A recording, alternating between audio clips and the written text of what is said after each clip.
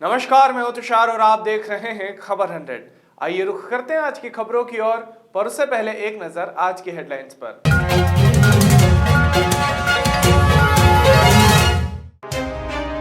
ज्योतिरादित्य सिंधिया पहुंचे इंदौर, दिग्विजय सिंह की टिप्पणी पर दी प्रतिक्रिया। कुशीनगर में बालू रेती से लदी ट्रॉली पलटी, हादसे में 2 लोगों की मौत। मंत्री हरदीप सिंह डंग एक्शन में अपनाए जीरो टॉलरेंस नीति। मध्य प्रदेश में सर्दी का दौर जारी, उत्तर पूर्वी हवाओं के कारण बनी रहेगी सर्दी।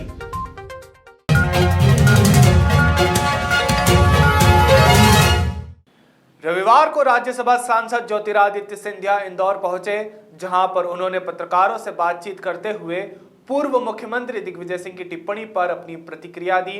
साथ ही उत्तराखंड की घटना पर दुख भी जताया और मृतकों को श्रद्धांजलि दी। इसी के साथ ज्योतिरादित्य सिंधिया ने कई विषयों पर बात की। आइए आपको भी सुनाते हैं कि उन्होंने अपने इंदौर दौरे के समय क्या कहा। बहुत दुखद घटना है। संपूर्ण देश इस दुख के समय में उत्तराखंड के हमारे निवासियों के साथ है। चमोली क्षेत्र और गांव में जो जाने गई हैं, सरकार पूरी तरह से केंद्र और प्रदेश दोनों साथ में मिलकर जो कुछ भी सहायता हम लोग दे पा रहे हैं, हम देने की कोशिश कर रहे हैं। एनटीपीसी के भी मेरे पुराना मंत्रालय है, बहुत सारे हमारे वर्कर्स की जाने गई हैं, देश की सेवा में लगे थे। एक तरफ कोरोना की चपेट, दूसरी तरफ ये ग्लेशियर की चपेट। मेरे दिल की श्रद्धांजलि उन सब दिवंगत आत्माओं के साथ, और उनके परिवार को शक्ति प्रदान करे परवरदिगार भगवान, ताकि इस दुख के समय में उनका ढाढ़स बना पाए। सर, सचिन तेंदुलकर को भारत रत्न दिए जाने पर अब सवाल उठाए जा रहे हैं, उनके पोस्टर पर भी काली पोती जा रही है। किस विषय पे? ये जो विदेशी लोगों ने जो कृषि बिल का समर्थन किया था, उस पर सचिन ने आपत्ति जताई थी।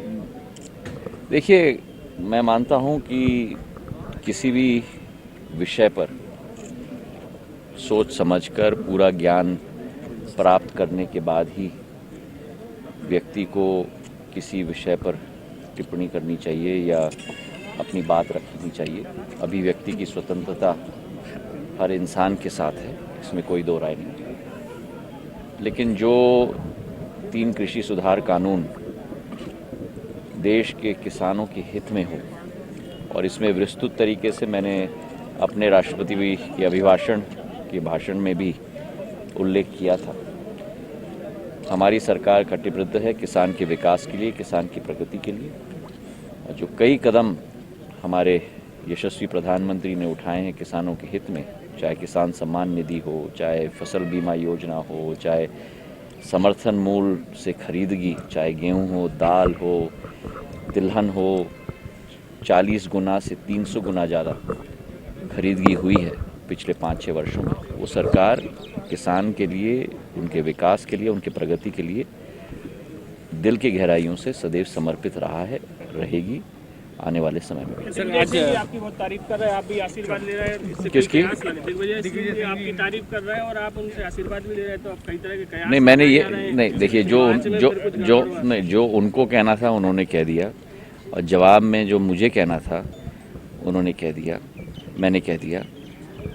जो मैंने कहा है उसकी समझ मुझे लगता है जितना मुझे है उससे ज़्यादा आप लोगों को भी है। सर, आज एजीएम में शामिल शंकर भी आई है।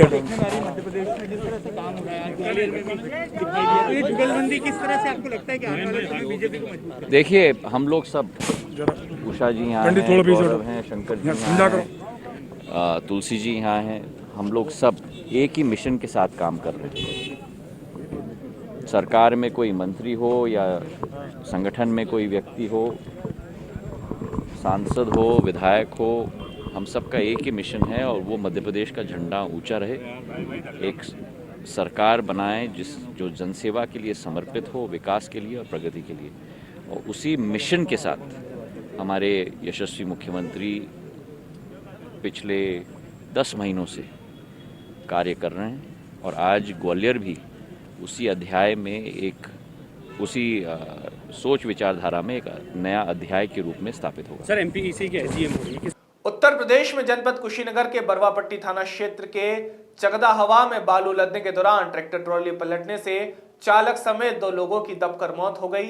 घटना के बाद क्षेत्र में काफी हड़कंप मच गया, जिसके बाद पुलिस भी मौके पर पहुंची, लेकिन आक्रोशित लोगों ने शव को पुलिस के हवाले करने से इनकार कर दिया। लोगों ने मांग की कि जब तक कोई अधिकारी मौके पर नहीं आता तब तक शव को नहीं दिया जाएगा, जिसके बाद सीईओ तमकुहीराज फूलचंद कनौजिया मौके पर पहुंचे और आक्रोशित लोगों को समझाने की कोशिश की। बता दें कि इस घटना में लोगों के अंदर प्रशासन के प्रति काफी आक्रोश देखने को मिला।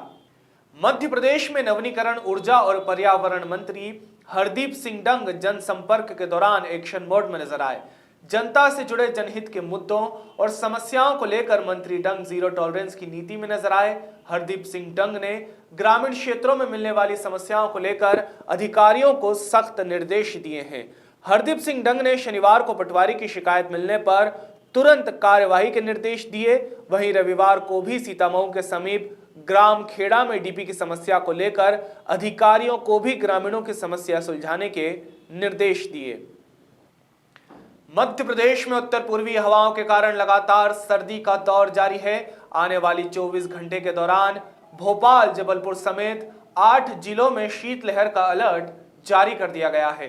मौसम वैज्ञानिक जेडी मिश्रा ने बताया कि सबसे कम तापमान मंडला में 5.6 डिग्री रहा है, जबकि प्रदेश भर में रात का पारा 10 डिग्री से 5 डिग्री के बीच बना रहा है। सोमवार रात से पश्चिमी विक्षोभ के ऊपरी हिमालय क्षेत्रों को प्रभावित करने की संभावनाएं हैं। ऐसे में अगले 1 हफ्ते तक ठंड से राहत की उम्मीद नहीं बताई जा रही है। देश में अगर हम तापमान की बात करें, बहुत अच्छा मौसम है इस समय और होना भी चाहिए। जनवरी फरवरी हमारा बहुत ठंडा रहता है प्रदेश, सामान्य के आसपास होता है। अभी कहीं कोई सिस्टम सक्रिय नहीं है। सूखी और ठंडी हवाएं उत्तर भारत से आ रही हैं जो प्रदेश को प्रभावित कर रही हैं। सबसे कम तापमान अभी तक हमको मंडला में 5 डिग्री और अगर भोपाल राजधानी की बात करें तो 8 डिग्री तापमान बना हुआ है। और आने वाले दिनों में 1 सप्ताह या 2 सप्ताह बहुत ज़्यादा कहीं वर्षा या कुछ की संभावना प्रदेश में नहीं है। नमी बहुत कम है, तो किसानों को चाहिए कि नमी खेतों में बरकरार रखें और फिलहाल अगर ज़रूरत पड़े तो सिंचाई स्वयं के उससे करें और वर्षा की कहीं कोई संभावना नहीं है। और लोग अगर सुबह निकलते हैं, चूँकि तापमान जो न्यूनतम है पूरे प्रदेश का 5 से 10 डिग्री के बीच है और अधिकतम तापमान 20 से 25 के बीच है, तो तापमान लगभग सामान्य से कम प्रदेश में बने हैं और आगे भी बने रहने की संभावना है। और ठंडी सूखी हवाएं प्रदेश का जो खासकर बुंदेलखंड का इलाका है और ये जो पूर्वी मध्य प्रदेश का इलाका है यहाँ पे अभी भी चलेंगी। और तापमान थोड़ा बढ़ा भी हो, अगर नॉर्मल है उससे कम हो, अगर ठंडी हवाएं चलती हैं तो वो हमको प्रभावित करती हैं। इसलिए लोग मास्क लगा के निकलें। मास्क ठंड भी बचाता है और कोरोना से भी बचाता है और ठंडे बंद कपड़े में ज़रूर निकलें। धन्यवाद। अभी के लिए केवल इतना ही। बाकी ताज़ा खबरों के लिए जुड़े रहिए खबर 100 के साथ। जनता की बुलंद आवाज़।